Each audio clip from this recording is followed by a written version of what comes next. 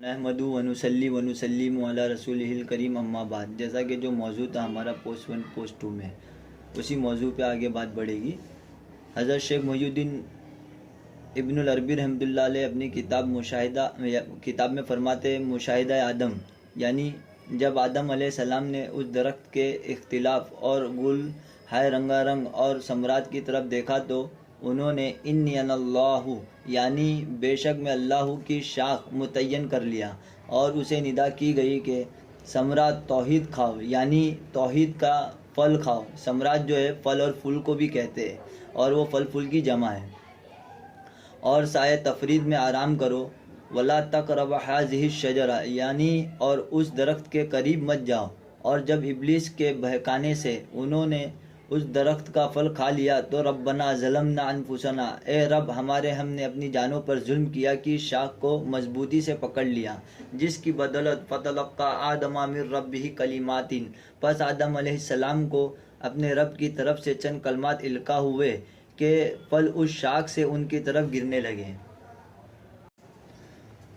اور جب یوم میثاق کو الست بربکم، کیا میں تمہارا رب نہیں ہوں کی صدا آئی تو ہر ایک نے اپنے مشاہدے اور لیاقت سماع عین کے مطابق گواہی دی، اور بالاتفاق بطور ایجاب سب نے بلا کہا. لیکن اختلاف صرف گواہی دلانے میں ہوا، کیونکہ جس شخص نے جمال خداوندی کی لقا یعنی دیدار کو دیکھ کر گواہی دی، اس نے تو لیسا کمثلہ شیء، اس کی مثل کوئی نہیں کی گواہی دی.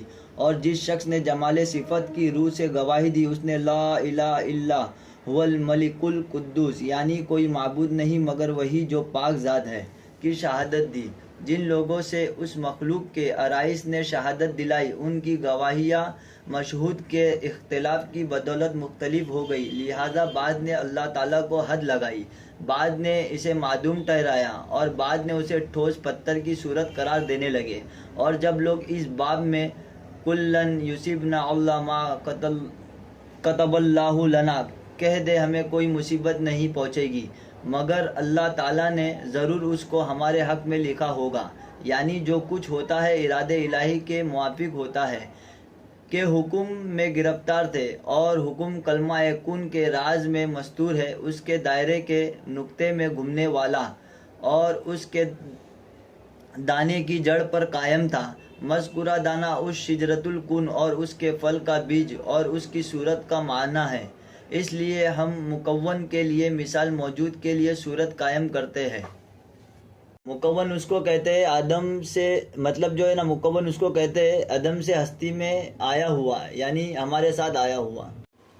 چونکہ اس درخت سے اقوال و افعال اور حواس نمودار ہوتے ہیں، اس کو ایک ایسا درخت قرار دیا جس کا اصل سر کلمہ کن ہے، اور عالم کن میں جتنے حوادث مثلا خسارہ، نفع، غیب، شہادت، کفر، ایمان، اعمال مقربین کے ثمرات، متعین کے مدارج، صدیقین کی منازل، عارفین کی مناجات، اور محبین کے مشاہدات وغیرہ، یہ سب اسی درخت کے پھول ہے.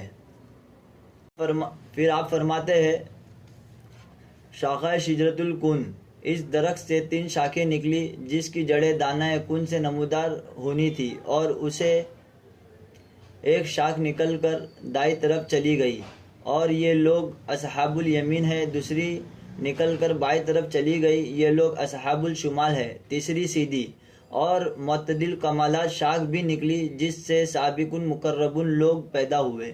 اور جس وقت وہ درخت بخوبی مضبوط و قائم ہو کر پروان چڑھا تو اونچی اور اونچی شاخوں میں 2 عالم یعنی عالم صورت اور عالم معنی ظاہر ہوا، یعنی اس کے ظاہری پشت سے عالم ناسوت نمودار ہوا، اور اس کے باطنی اور مستور مطالب کے لباب سے عالم ملکوت ظاہر ہوا. اور جس آب رواں سے اس کی جڑیں سیراب ہوتی ہے، اور جس کی بدولت وہ پروان چڑھا، اور جس کے رب اس کی زندگی اور اس کے پھول پھل قائم ہے، وہ عالم جبروت ہے جو کلمہ کن کا سر ہے. اور پھر ایک دیوار نے اس درخت کو گھیر کر اس کے حدود و رسوم مقرر کیے.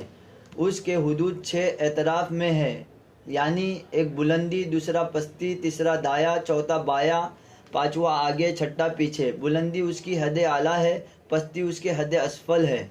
उसके रसूम आसमान, अजराम, इमलाक, अहकाम, आसार और वगैरह वगैरह है।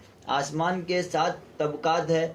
उस दरख्त के पत्तों के बामंजिला है जिनके साये में लोग आराम करते हैं, और रोशन सितारों की ताबानी में बामंजिला फूलों को बनाया, और रात और दिन को 2 मुख्तलिफ चादरें बनाया, यानी एक सियाह जिसको ओढ़ कर वो आम लोगों की नज़रों से पोशीदा रहे, और दूसरी सफ़ेद जिसको ओढ़ कर अहले बसीरत पर जलवा फिगन होता रहे।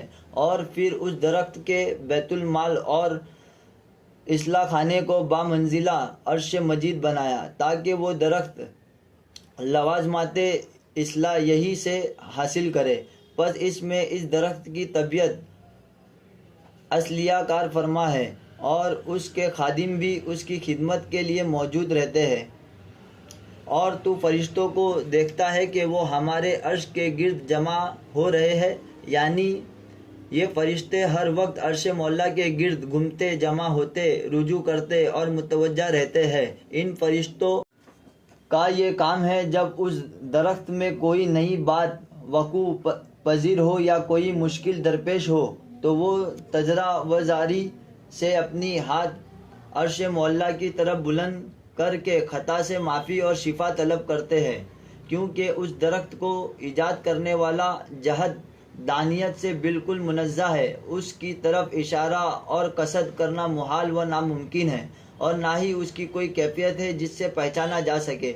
बस अगर अर्श मजीद उसकी इताअत की अदायगी और उसकी खिदमत की खातिर क़याम के लिए उसकी तरफ मुतवज्जा होने वालों की जहद ना होता, अलबत्ता वो बाए सूरत अपनी तलब में भटक जाते।